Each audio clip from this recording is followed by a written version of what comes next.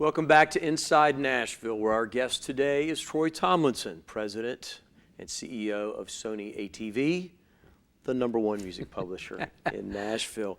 In our last segment, we kind of began to talk about things that might be called culture, corporate culture, quality issues. How do you relate? How do you build relationships, quality relationships? And I want to talk a little bit with you about culture because I know you and I know the kind of man you are, and I know that that's an important part of building a company for you is the qualitative aspects. And I want to refer to some quotes that I read recently that were attributed to you. This one quote says, I ask, meaning you, I ask the same questions day in and day out when confronted with any decision. Does this contribute to an environment that is healthy for our writers and our employees? You go on further to say, publishing is a business, and I surround myself with people who take as seriously as I do what we are about every day. And that struck me because what we are about, it's not what we do, but what we are about every day. You further said, songs are the children of our writers. As publishers who understand their obligation to writers, I see our role as a steward of those children. And so there's a couple of phrases, several phrases here that jump out at me. Contribute to an environment that is healthy, what we are about every day, children of our writers, our obligation, our role as stewards. All that's very qualitative, very cultural kind of language. And I know that that's an important to you. Can you elaborate for us your thinking about culture and then your role not just as boss, but as the cultural leader of Sony ATV? Well, as you know, it's probably the hardest thing that we do in a leadership role. The first thing about us that's somewhat unique is understanding that Sony ATV worldwide has a culture that's really set by our chairman. But in Nashville, we're a little mini culture within the big culture.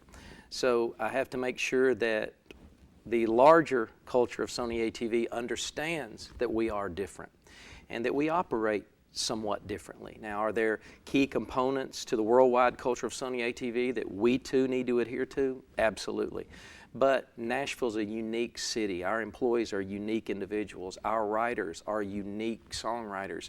The way that we approach one another and the business is somewhat unique compared to much of the world, particularly where our headquarters are. And they will say that God bless everybody instead of confronting them with problems. But I choose to look at it like we just communicate in a little more Kinder, gentler way. That's a great way to put it. But so setting the agenda as it relates to culture and helping to or trying to create a culture that's healthy for, as I said there, both our staff, our employees, and our songwriters is again I'm continual evaluating it. I'm asking our employees to evaluate it, and I ask our writers. I take our writers out one-on-one and I ask them, what do you think of the culture inside that building? How do you feel when you approach the front door of our building? How do you feel when you approach the front door of the fire hall, which is our writers' building? And I listen to them. It's amazing when you ask people questions, they'll generally give you an answer. Right. And we learn from those things that they say. I consider our clients twofold. Our writers are not only our partners, but they're sort of our clients too. We service them. And then, of course, record label executives and artists and so forth are also our clients, television producers.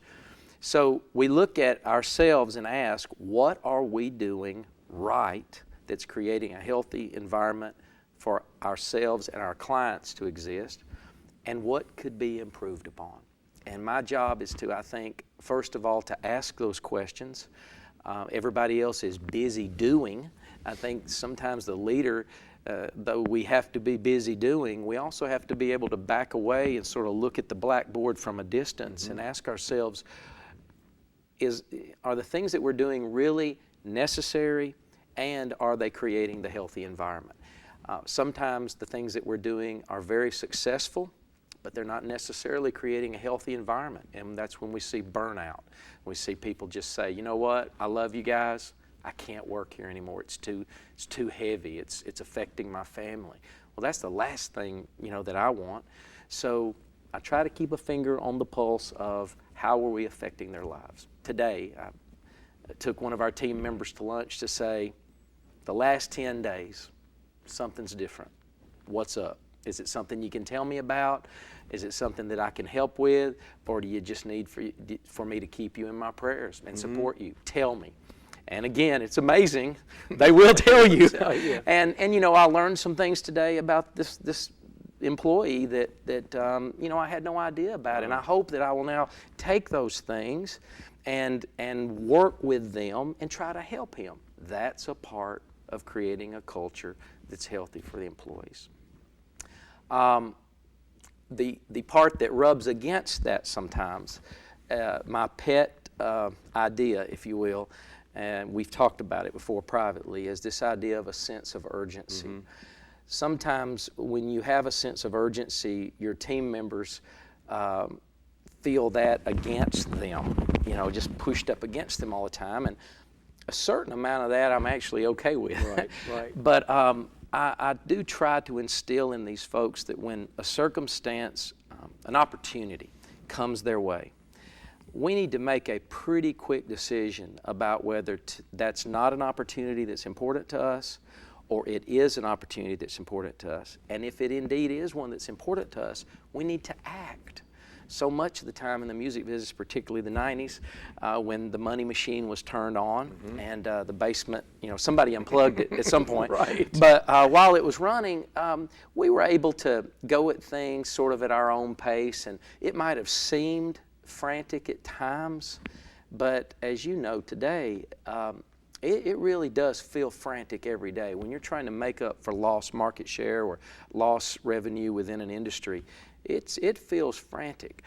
We have to sort of delineate between frantic and having a sense of urgency. Right. And there is a difference. Right. I think our staff's catching on to that. It's only taken 7 years, but I think they're beginning to catch on to it, and I'm embracing it more now than ever. So those are just some of the things that relate to the quotes that you read that I go about thinking about literally every day. My wife and I having dinner, and she sees that far off stare in my eyes, and she knows that I'm probably thinking about something like that. But we're only going to be, here's my philosophical moment, we're only going to be in these roles, for a very short period of time compared to eternity. I would really love to know that while I was in that chair for whatever length of time it is, that I did make a positive, influential impact on the people that I came in contact with. To do that takes intentionality. It's not just going to happen, because I want it to happen. I have to be intentional, and my employees have to be intentional. If we do that, if we're intentional and we try to create a culture and an environment where our people are healthy, then I will hopefully look back on this moment in the chair and be happy with it. That's philosophy 101. That's a great Troy philosophy. That's a great answer. That's a great answer. And to those of you who are viewing it, I only wish that you knew Troy as well as I did.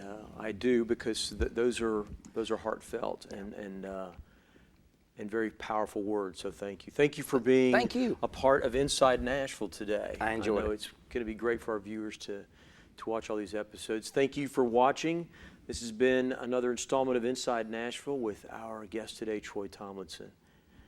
Thanks a lot for being here. We appreciate it. Enjoyed it.